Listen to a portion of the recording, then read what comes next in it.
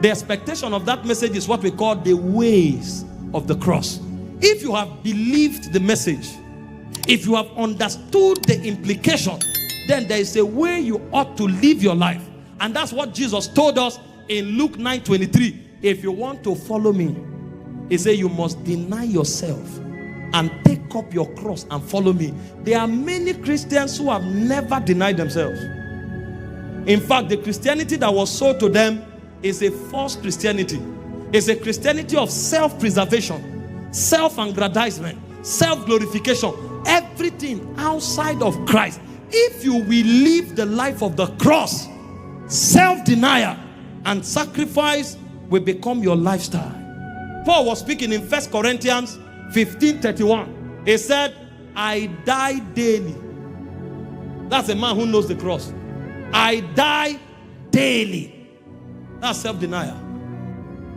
Now let me show you what you will die to, so that you don't just say, oh, he said self-denial. Self-denial has a meaning. And there are 7 things you deny yourself to. Number 1 is from sinful and inordinate pleasures.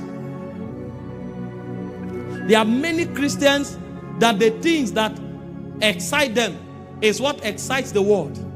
That's why most of you are big fans of Big Brother Niger.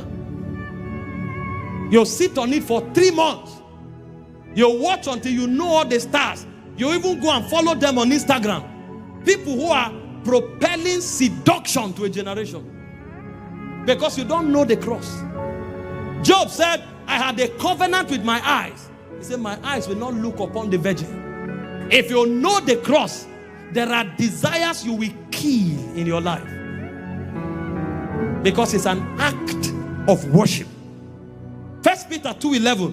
Beloved, I urge you as sojourners and exiles, abstain from passions of the flesh, which wages war against your soul. Abstain. That's the cross. It's not an easy task, but the grace that the cross provides is what you fortify yourself with and say, no, I'm not part of it. You find Christians, they say, oh, night of 1,000 laughs. Which laugh? If you want to laugh, go and pray in tongues. You will laugh in the spirit. Night of 1,000 laughs, and they are making caricature with sacred things. And a Christian is there laughing, ha, ha, ha. When they are making light of sacred things. If you were able to laugh, you are worse than an infidel.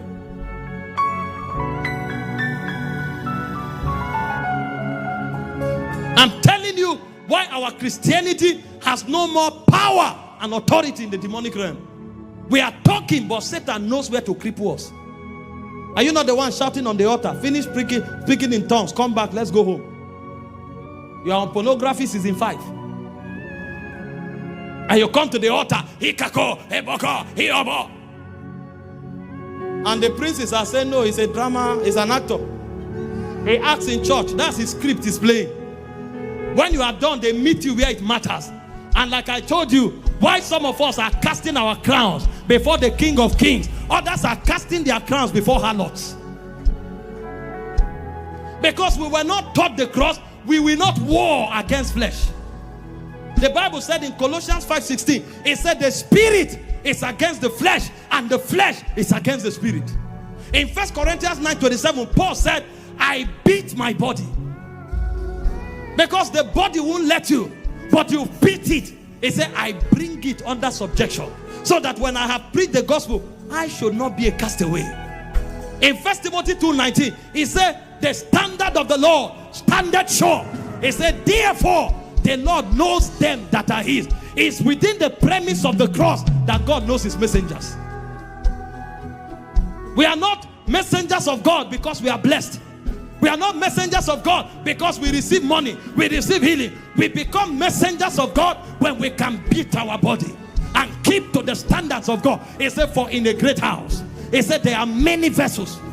We can be many. It doesn't mean we are usable. He said, some are unto honor. He said, some are unto dishonor. He said, it doesn't matter what you are made of. It can be gold, it can be wood, it can be clay. That does not matter. He said, if a man touches himself, That's where the battle of cross comes. That's where you carry your cross daily. If a man purges himself from this thing, he said that man is qualified. That man is meat for the master's use. You think our number moves God? Our number does not move God. Yes, the glory of the king is in the multitude of the people. But what is the quality of men that stand on the sides of God? The Bible speaking in 1 Corinthians 6:17, it said, come out from among them. It said, touch not the unclean things. It said, they that bear the vessels of God, they must be clean. We think kingdom is cheap. The Bible said, if you have not resisted to the point of shedding blood, who told you have capacity? Peter was speaking in 1 Peter 4:1. He said, if you have suffered in the flesh, he said you have ceased from sinning. There are men who through the cross have stopped the appetites of sin. He said, arm yourself with this mind. The same way Christ suffered in the flesh. He said, who? Him that have suffered in the flesh. I know it looks like if you don't watch that pornography, you will die. Die there. He said some of them died in faith. That's what makes you a gallant soldier. This appetite may be here, but I won't see it. Even if I have to die.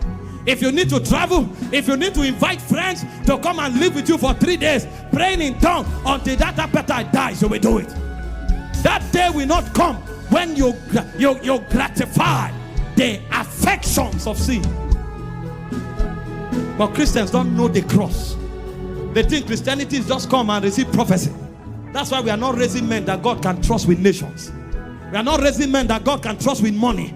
We are not raising men that God can trust with the heritage of a generation, because we compromise even when we are not tempted. You must die to inordinate affections, fleshly desires. The Bible said he wages war against your soul. That's why some of you are prophets who never manifest, apostles never manifest, leaders never manifest, because the powers of your soul have been shut down by fleshly desire. 5 hours every day, pornography, masturbation, immorality. Every 1 month you are confessing you are a child. And he said, so long as you are a child, he said you are not different from a servant. He said, so God places you under tutors and governors until the time appointed of the Father. But for those who have become sons, God is giving nations to them. Nations. When God distributes nations, make sure you are there. When God distributes mantles, make sure you are there. Don't be a child that is thrown down by masturbation, thrown down by pornography. There is a verdict of the cross. If you must follow me, you must deny yourself and carry your cross daily. The second dimension of self-denial is worldly lust. In James chapter 4 verse 4, it says, you are adulterous generation. He said, don't you know that friendship with the world is enmity with God? Some of you, although God has reunited you to himself, you have made yourself an enemy of God. Christians, every Friday they are in a clubhouse. They go and sit down and they are drinking alcohol. The ways of the world. You see a Christian dresses, he's like a harlot, because you don't know that friendship with the world is enmity with God. In 1 John chapter 2 from verse 15, it says, love not the world, neither the things that are in the world. God forbid that I love the same thing that a worldly person loves. God forbid. That's why you find Christians who are blinded. On the job, they can't receive divine strategies. On the business, they can't receive divine strategy, because the soul has been shut down. Love not the world, neither the things that are in the world. If any man loves the world, he said the love of the Father is not in him. What is in the world? The lust of the eyes, the lust of the flesh, the pride of life. He said these things shall pass away. He said, but they that love the Lord, they shall abide forever. When you carry the cross and journey in the way of the cross, you become like an immortal. Your testimony will outlive you. That's what the patriarchs of old did in the days of scripture. The Bible said from the time of John, because he was the only voice that never compromised, from the days of Noah. The whole generation went the way of rebellion. He said, but Noah was a just man. When God commanded, he moved. Such men can't die. Their lives become like a testimony. The legacies of immortals. Everywhere the gospel is preached, their name must be mentioned. Because everywhere you die, it becomes a memorial in the spirit. A landmark for generations to know the witness of God. Don't be part of them.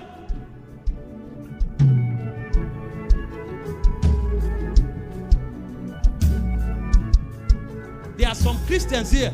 If something is happening in the world, they will leave church and go there. They will violate their prayer time and go there. This match they are playing today now, some Christians will never pray or come to church because of the match. It's not a sin, but it's love for this world. It's the lust of the eyes. The lust. The cross must circumcise your eyes, circumcise your flesh. If you will stand among the warriors of heaven. The third area of self-denial is in pride and the pride of life. Pride is an exaggerated estimation of yourself. Why pride of life is glorying in things, the act of glorying in things. Paul said, I glory in nothing save the cross of Jesus.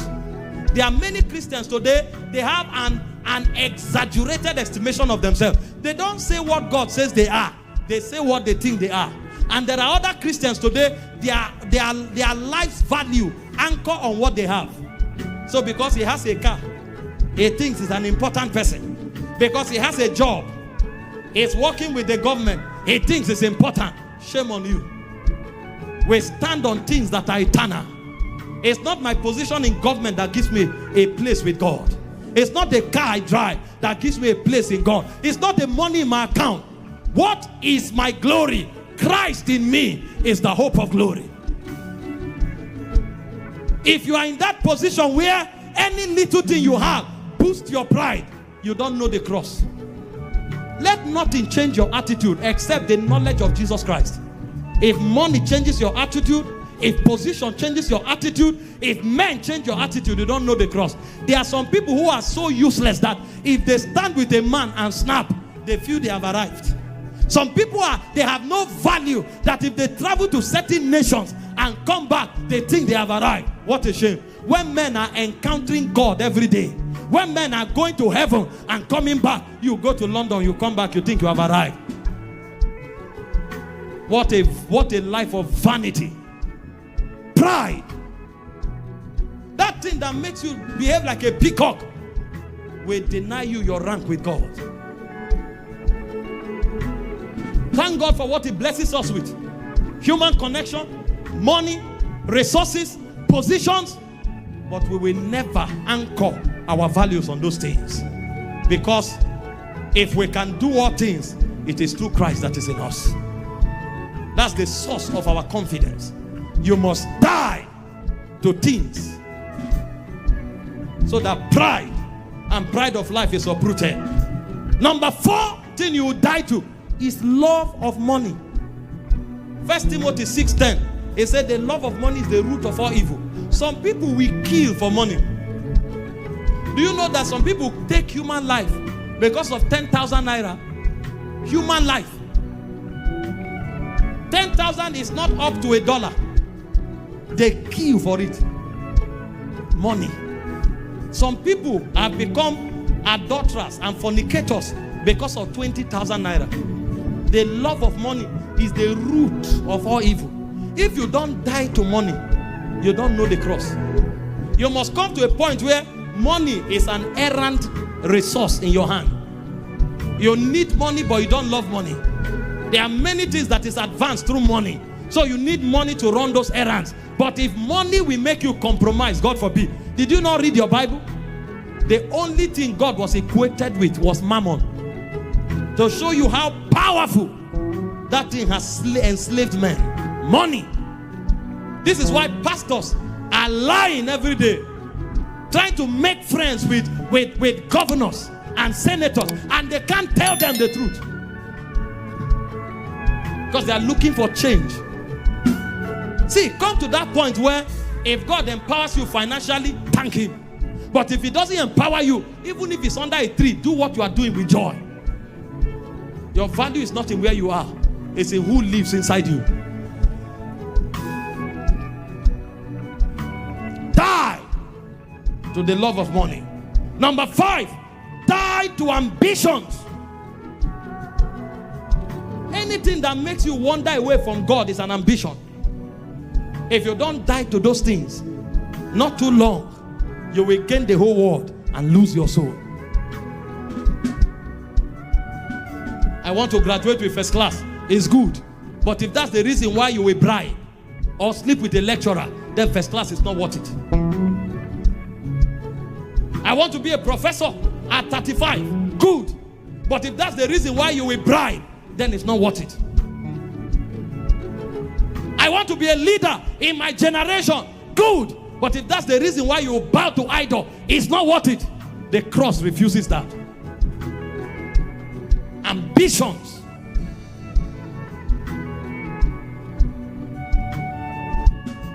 Number 6, die to food and every appetite that takes your time. Many Christians can't fast because of their belly, and the first man fell because of food, and men are still falling because of food. Some is their time. They don't have control over their time. Their time rule them. That's why they can't pray. That's why they can't serve God. Die to those things. He said for some, their destruction is their belly, because their God is their belly.